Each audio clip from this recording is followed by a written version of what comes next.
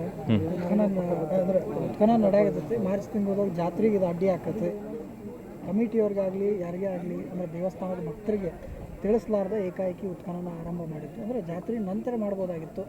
ಇದು ನಮಗೆಲ್ಲೋ ಒಂದು ಟೈಪ್ ನೋವು ಆಗೈತಿ ಅಂತ ಹೇಳಿ ಅನ್ನೋ ಮಾತನ್ನು ದೇವಸ್ಥಾನದ ಭಕ್ತರು ಹೇಳ್ತಾರೆ. ಈಗ ಸದಸ್ಯರಾಗಿ ಲಕ್ಕುಂಡಿ ಪ್ರಾಧಿಕಾರದ ಸದಸ್ಯರಾಗಿ ಈ ಸಮಸ್ಯೆ ಹೆಂಗೆ ಬಗೆಹರಿಸ್ತೀರಿ, ಆಮೇಲೆ ಗ್ರಾಮಸ್ಥರ ಜೊತೆ ಏನು ಮಾತಾಡ್ತೀವಿ ಸರ್? ನಾನು ಕೇವಲ ಲಕ್ಕುಂಡಿ ಪ್ರಾಧಿಕಾರದ ಸದಸ್ಯನಷ್ಟೇ ಅಲ್ಲ, ಈ ಊರಿನವ, ಈ ಓಣಿಯವ. ಯಾವುದೇ ರೀತಿಯಾದಂಥ ನಮ್ಮ ಲಕ್ಕುಂಡಿಯ ಕೋಟೆ ವೀರಭದ್ರೇಶ್ವರ ಜಾತ್ರೆಗೆ ಯಾವುದೇ ರೀತಿಯಾದಂಥ ತೊಂದರೆ ಆಗಿರ್ಬೋದು, ಅನಾನುಕೂಲ ಆಗಿರ್ಬೋದು, ಯಾವುದೇ ನಮ್ಮ ಪ್ರಾಧಿಕಾರದಿಂದ ಮಾಡೋದಿಲ್ಲ. ಏನು ನಮ್ಮದು 10/10 ಏನು ಅಲ್ಲಿ ಉತ್ಖನನ ನಡೀತಾ ಇದೆ, ಅಲ್ಲೇನು ಅಗ್ನಿಕುಂಡ ಅವ್ರು ಮಾಡಲ್ಲ. ಈಗೇನು ನಾವು ನಿಂತಿದ್ದೀವಲ್ಲ ಈ ಪ್ಲೇಸ್ನಾಗ ಮಾಡ್ತಾರೆ.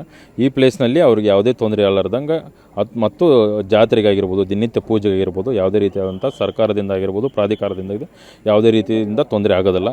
ಏನೇ ತಪ್ಪು ಕಲ್ಪನೆ ಇದ್ದರೂ ನಾವು ಅವ್ರ ಜೊತೆ ಮಾತಾಡ್ತೀವಿ, ಎಲ್ಲ ತಿಳಿಸಿ ಅವರು ಕೂಡ ಈ ಒಂದು ನಮ್ಮ ಲಕ್ಕುಂಡಿಯ ಅಭಿವೃದ್ಧಿಗೆ ಆಗಿರ್ಬೋದು, ನಮ್ಮ ಲಕ್ಕುಂಡಿಯ ಗತವೈಭವ ಮರುಕಳಿಸ್ಲಾಕ ಬರೀ ನಾವು ಅಷ್ಟೇ ಮಾಡಿದ್ರೆ ಆಗಲ್ಲ. ನಾವು ಪ್ರಾಧಿಕಾರದರಾಗಿರ್ಬೋದು, ಆರ್ಕಾಲಜಿ ಡಿಪಾರ್ಟ್ಮೆಂಟರಾಗಿರ್ಬೋದು ಆಗಲ್ಲ. ಊರಿನ ಎಲ್ಲ ಗುರಿ ಯುವಕರು ಕಟ್ಕೊಂಡು ನಾವು ಮುಂದಿನ ಕೇವಲ ಉತ್ಖನನಲ್ಲ, ಲಕ್ಕುಂಡಿ ಅಭಿವೃದ್ಧಿ ಎಲ್ಲರನ್ನೂ ಕಟ್ಕೊಂಡು ಮಾಡ್ತೀವಿ.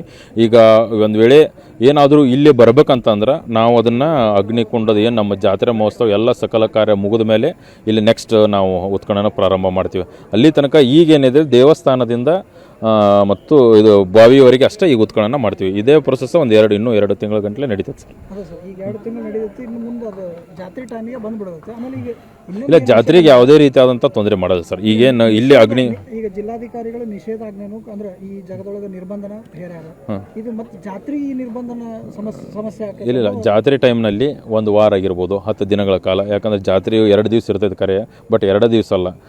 ಹಿಂದಿನ ದಿವಸ ಒಂದು 5 ದಿನ ಆಗಿರ್ಬೋದು, ಅದು ಆದಮೇಲೆ 5 ದಿನ ಆಗಿರ್ಬೋದು, ಒಂದು 10 ದಿನಗಳ ಕಾಲ ಎಲ್ಲ ಭಕ್ತರಿಗೆ ಯಾವುದೇ ನಮ್ಮದು ದೈವ ಭಾವನೆಗೆ ತೊಂದರೆ ಆಗಲಾರ್ದಂಗೆ ಮಾನ್ಯ ಸಚಿವರಲ್ಲಿ ಕೋರ್ಕೊಂಡು DC ಮುಖಾಂತರ ಅಂತ ಆದೇಶ ಮಾಡಿಸ್ತೀವಿ ಸರ್. ದೇವಸ್ಥಾನದ ಎದುರುಗಡೆ ಅಂದರೆ ಅದೇನು ದ್ವಾರ ಆಯ್ತಲ್ಲ, ಮಹಾದ್ವಾರದ ಎದುರುಗಡೆ ಅಗ್ನಿಕುಂಡ ಹಾಕ್ತಿದ್ವಿ. ಅದೇ ಜಾಗದಾಗ ಈ ಉತ್ಖನನ ನಡೆಯುತ್ತೆ. ಅದು ನಮ್ಮ ಅಂದರೆ ಅದು ಜಾಗನೇ ಸ್ಥಳಾಂತರ ಮಾಡಿದರೆ ನಮ್ಮ ಭಾವನೆಗೆ, ಧಾರ್ಮಿಕ ಭಾವನೆಗೆ ತೊಂದರೆ ಆಗ್ತದೆ. ಇಲ್ಲ, ಈಗೇನು ನಾವು ನಿಂತಿದ್ದೀವಲ್ಲ ಸರ್, ಇಲ್ಲೇ ಈ ಸುತ್ತಲಲ್ಲೇ ಅಗ್ನಿಕುಂಡ ಆಗ್ತೈತೆ ಸರ್. ಅದರಲ್ಲೇ ನಾವು ಈಗ ಅನುಕೂಲ ಮಾಡಿ ಕೊಡ್ತೀವಿ ಅವ್ರಿಗೆ. ಹೌದೌದು, ಈ ಸಲನೂ ಅವ್ರಿಗೆ ಅಲ್ಲೇ ಅನುಕೂಲ ಮಾಡಿ ಕೊಡ್ತೀವಿ. ಸ್ಥಳಾಂತರ ಮಾಡೋದಾತಂದ್ರೆ ಚರ್ಚೆ ಮಾಡ್ತೀರಾ? ಇಲ್ಲ, ಈ ಜಾತ್ರೆಗಂತೂ ಏನು ತೊಂದರೆ ಬರಲ್ಲ ಸರ್. ಮುಂದಿನ ಜಾತ್ರೆಗೆ ಏನು ಇತ್ತಂದ್ರೆ ಅವ್ರಿಗೆ ನಮ್ಮ ಧಾರ್ಮಿಕ ಭಾವನೆಗೆ ಯಾವುದೂ ಧಕ್ಕೆ ಬರಲಾರ್ದಂಗೆ ಅವ್ರನ್ನ ಕೂರಿಸ್ಕೊಂಡು ನಮ್ಮ ಪ್ರಾಧಿಕಾರದವರು, ಅವರು ಪುರಾತತ್ವ ಇಲಾಖೆದವ್ರು ಕೂರಿಸ್ಕೊಂಡು ಏನು ಇಷ್ಟು ವರ್ಷದ ಹೆಂಗೆ ಬಂದಿತ್ತು ಹಂಗೆ ಹೋಗೋಕ್ಕಂತೂ ಯಾವುದೂ ತೊಂದರೆ ಇಲ್ಲ ಸರ್.